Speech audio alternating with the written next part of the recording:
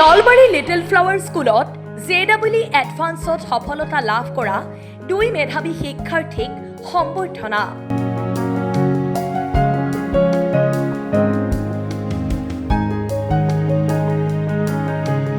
নলবাৰী চহৰৰ কলেজ ৰোডত অৱস্থিত লিটল ফ্লাৱাৰ স্কুলৰ ছাত্ৰ-ছাত্ৰীয়ে সৰ্বভাৰতীয় পৰীক্ষাত উত্তীৰ্ণ হৈ নলবাৰী জিলালৈ গৌৰৱ কঢ়িয়াই আনিছে। মেধাৱী ছাত্ৰ-ছাত্ৰীসকলক বিদ্যালয়খনত সম্বৰ্ধনা জনোৱা হয়। দেশৰ শিক্ষা ব্যৱস্থাৰ অন্যতম কঠিন পৰীক্ষা হিচাপে চিহ্নিত JEE এডভান্স 2025ৰ পৰীক্ষাত সুখ্যাতিৰে উত্তীৰ্ণ হৈ বৃহত্তৰ নলবাৰী অঞ্চললৈ সুনাম কঢ়িয়াই আনিছে খঞ্জন বৈশ্য আৰু দুনা দাস হাজৰিকাই।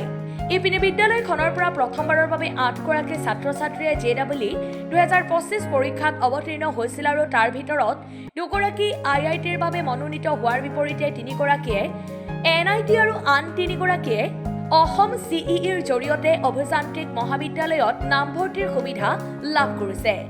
ছাত্ৰ-ছাত্ৰীসকলৰ এই সাফল্যই বিদ্যালয়খনলৈ গৌৰৱ কঢ়িয়াই আনিছে। বিদ্যালয়ৰ অধ্যক্ষ বিভা বুজৰ বৰুৱাই কয়, এই সাফল্য কেৱল সংখ্যাৰে জুখিব খোজা নাই। ই হৈছে অধ্যাৱসায়, অনুশাসন আৰু নিৰন্তৰ দিগদৰ্শনৰ এক প্ৰতিচ্ছবি। বিদ্যালয়খনৰ ছাত্ৰ-ছাত্ৰীসকলে কেৱল আজিয়ে নহয়, যোৱা 45 বছৰ ধৰি নিষ্ঠা সহকাৰে দেখুৱাই দিয়া বাটেৰে আগুৱাই দেশ-বিদেশত উৰুৱাইছে সাফল্যৰ সোণালী ধ্বজা। 1980 চনত প্ৰতিষ্ঠিত লিটল ফ্লাৱাৰ স্কুলে সদায় গুণগত শিক্ষাৰ ওপৰত গুৰুত্ব আৰোপ কৰি আহিছে বুলি তেওঁ কয়। আমি সঁচাকৈ বৰ গৌৰৱান্বিত যে আমাৰ স্কুলখন আজি 45 ইয়াৰ্ছ হ'ল। 45 ইয়াৰ্ছৰ পাৰ হৈ গ'ল। 1980তে আমাৰ স্কুলখন প্ৰতিষ্ঠা হৈছিল। ইয়াৰ পিছৰ পৰাই আমাৰ যেতিয়াৰ পৰা HSLC পৰীক্ষা দি আছে, প্ৰতিবাৰে ইমান ভাল ফলাফল দেখুৱাই আছে যে প্ৰতিবাৰে তেওঁলোকে পজিশ্যন পাবলৈ সক্ষম হৈছে।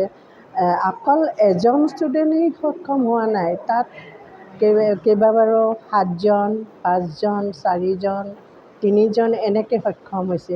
এই যে আমাৰ যাত্ৰাটো, এই যাত্ৰাটো আমি সফলতাৰে আগুৱাই নিব পৰাৰ কাৰণে আমাৰ আচলতে এইটো অকল মোৰেই ক্ৰেডিট বুলি মই ক'ব নোখোজোঁ। আমাৰ যিবিলাক শিক্ষক শিক্ষয়িত্ৰীয়ে এইবিলাকত লাগি আছে, শিকাই আছে, সেই তেওঁলোককো এই ক্ষেত্ৰত বহুত অৱদান আছে। ইয়াৰ পিছতো আমি এতিয়া যিহেতু হায়াৰ ছেকেণ্ডেৰী আৰম্ভ কৰিলোঁ, হায়াৰ ছেকেণ্ডেৰীৰ লগত ইণ্টিগ্ৰেটেড কোচিং আৰম্ভ কৰিলোঁ আৰু ইণ্টিগ্ৰেটেড কোচিংটো আৰম্ভ কৰোঁতেও আমি ভয় খাইছিলোঁ যে নলবাৰীৰ দৰে জেগাত আমি ভাল বাহিৰৰ পৰা ফেকাল্টি আনি ভাল ৰিজাল্ট কৰোৱাব পাৰিম নে নাই। কিন্তু মই সেইফালৰ পৰা গৌৰৱ, আমাৰ যিকেইজন ফেকাল্টি আছে তেওঁলোকক যথেষ্ট কষ্ট কৰিছে ভাল ৰিজাল্ট কৰাৰ কাৰণে, আৰু আমিও অনবৰত তেওঁলোকৰ লগত ছাৰ দৰে লাগি আছোঁ যাতে তেওঁলোকে ভাল ৰিজাল্ট কৰিব পাৰে, আৰু আজি আমি সফল হোৱা বুলি অনুভৱ কৰিছোঁ।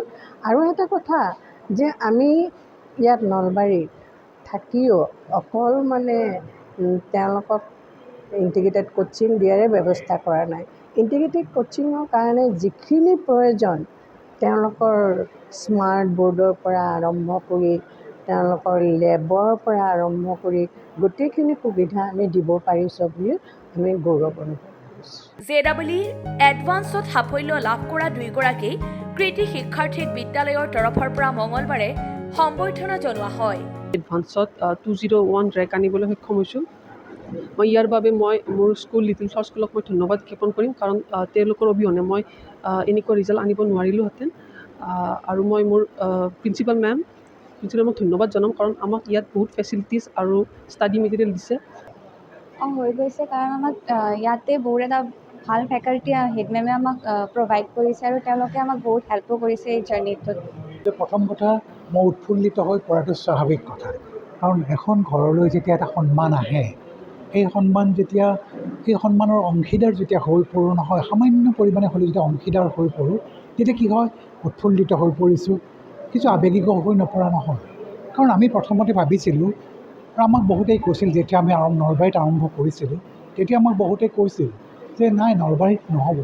তেতিয়া আমি কৈছিলোঁ যে নলবাৰীত কিয় নহ'ব, নলবাৰীত কি নাই। নলবাৰীত ৰিচোৰ্চ আছে, নলবাৰীত সম্পদ আছে, সমল আছে, সকলোখিনি আছে।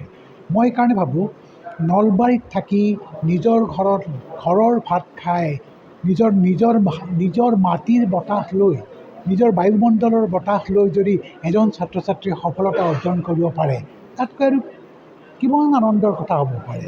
মই ভাবোঁ এয়া নলবাৰীৰ গৌৰৱ, কাৰণ কেইজনমান নলবাৰীয়ে আমি চেষ্টা কৰিছোঁ যে কিবা এটা হওক নলবাৰীত। সকলো নলবাৰীবাসীয়ে আমাক সহায় কৰিছে, আমি আগবাঢ়ি গৈছোঁ আৰু প্ৰত্যেকটো খোজতে আমি নলবাৰীবাসীৰ সহায় পাইছোঁ। সকলো নলবাৰীবাসীক আপোনালোকৰ জৰিয়তে সেৱা জনাইছোঁ যে নলবাৰীবাসী ৰাইজ আপোনালোকৰ বাবেই লিটিল ফ্লাৱাৰ স্কুলৰ এই দুগৰাকী বা কেইগৰাকীমান ছাত্ৰ ছাত্ৰী আজি ৰাষ্ট্ৰীয় পৰ্যায়ৰ অতি কঠিন পৰীক্ষাত স্থান পাবলৈ সক্ষম হৈছে। আমি গৌৰৱান্বিত আৰু নলবাৰীবাসী ৰাইজ আপোনালোকেও গৌৰৱান্বিত হৈ আমাক আশীৰ্বাদ কৰকচোন, আমি খুব সুখী হ'ম। News desk report Assam time.